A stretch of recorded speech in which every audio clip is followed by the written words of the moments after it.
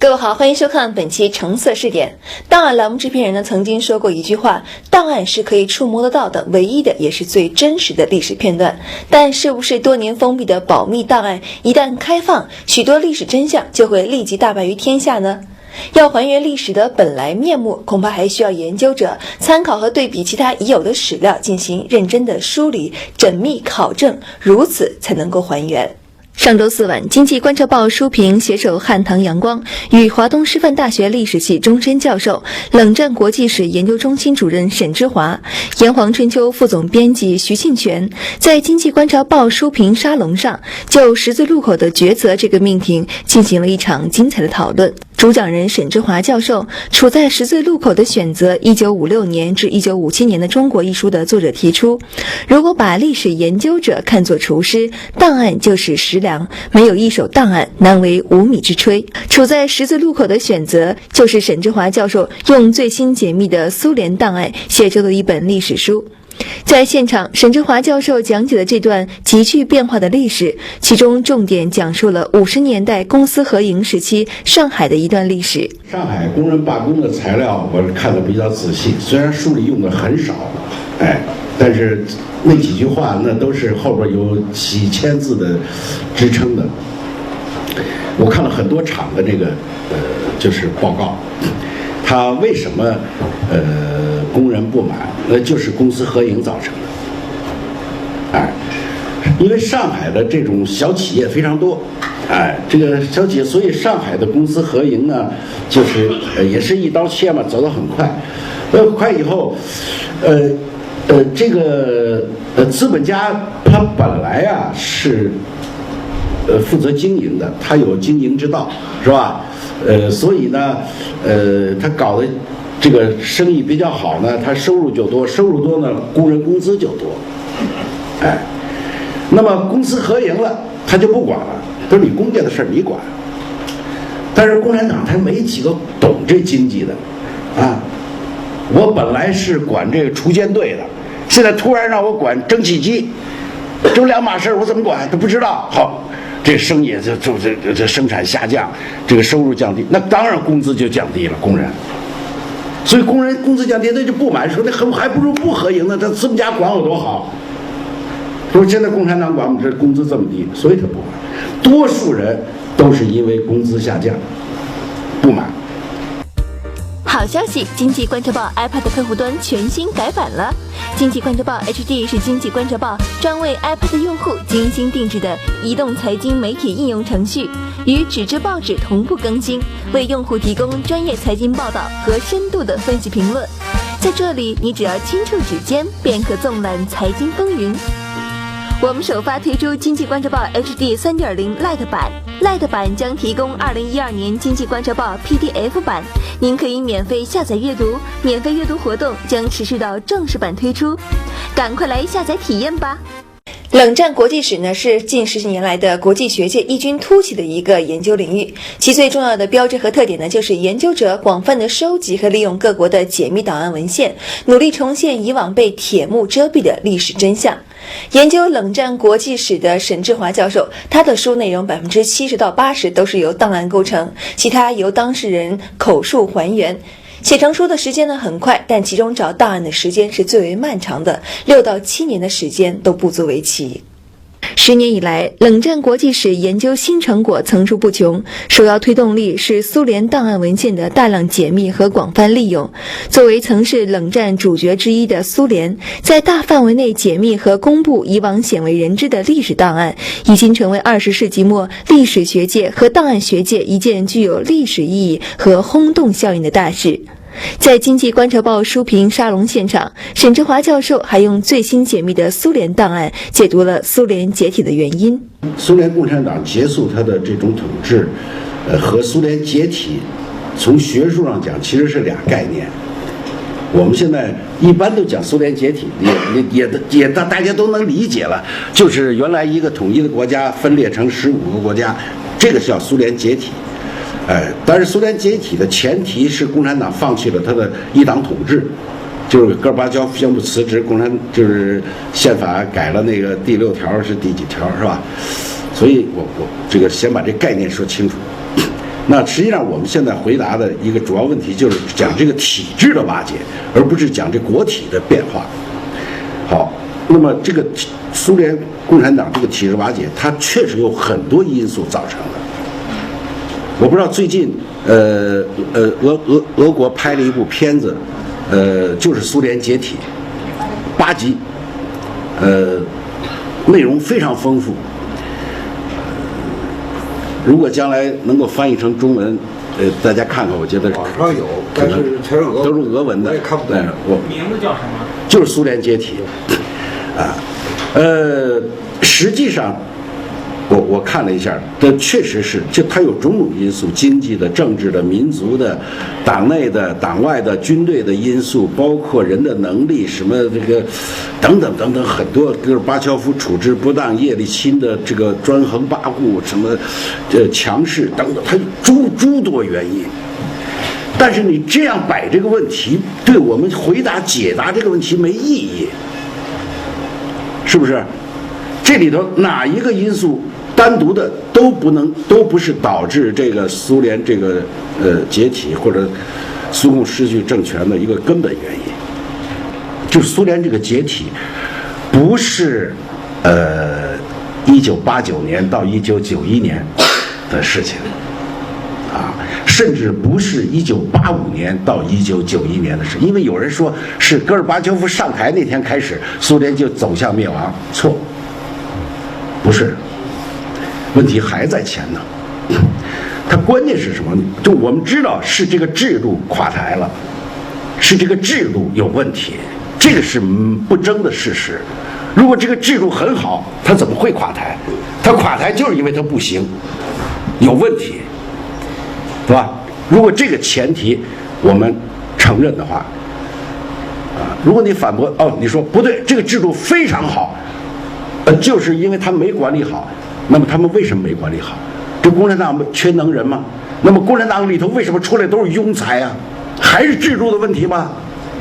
所以你把所有的问题归结，其实就是这个制度本身出了问题，啊，所以这个问题呢，它就归结到，就是苏联这种制度是不是一定要垮台？就是从学术上讲，或者从逻辑上讲，是不是就归结到这个问题了？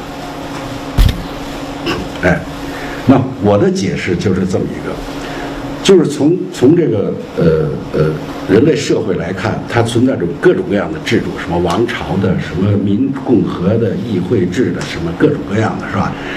资本主义制度、社会主义制度等等等等，没有一个制度是这个从它一诞生下来就十分完善的，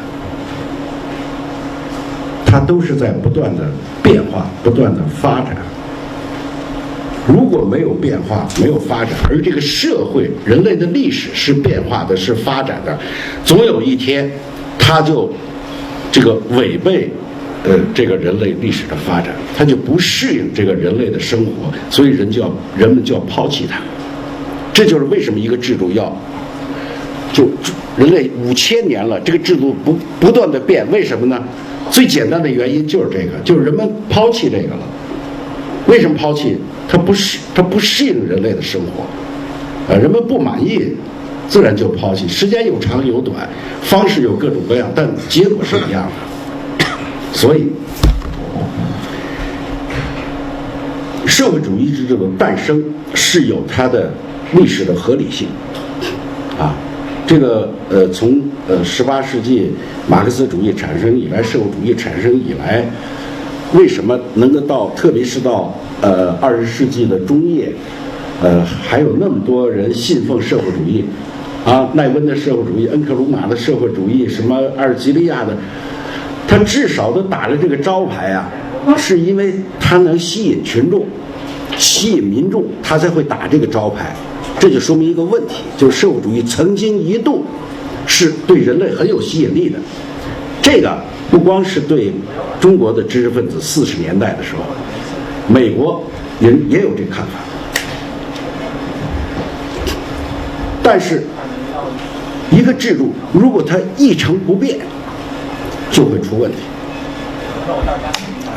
就会出问题。所以其实我就讲了，苏联历史上有3次机会，它可以变革，可以改革。第一次是1921年，就是新经济政策，列宁要做的事情。后来列宁死了没做成，最后斯大林给返回来了，说新政策见鬼去吧。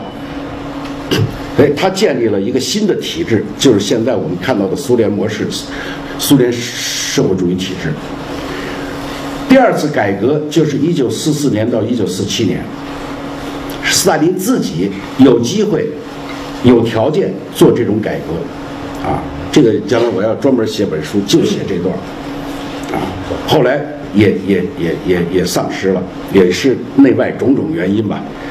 第3次就是赫鲁晓夫，苏共20大，到1964年，最后没改成，布什涅夫开始这个返回到斯大林的体制。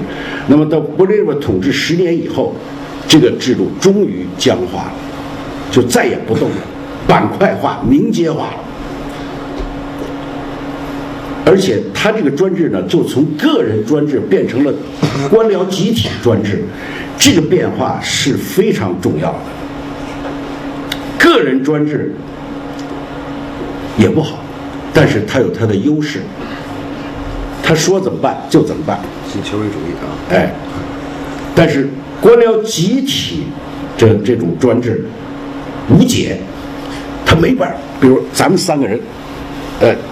或者咱们4个吧，常委啊，咱们4个，你有你咱各一派。这个制度化的腐败就是这么来的，就我们都分别掌握了，把这权分了，每人掌一块，谁也动不了谁。他们都是咱们的属下啊，他是你的，这波人你的，那波人我的，他们都有问题，都腐败，处理谁呀？那要看政治博弈的结果。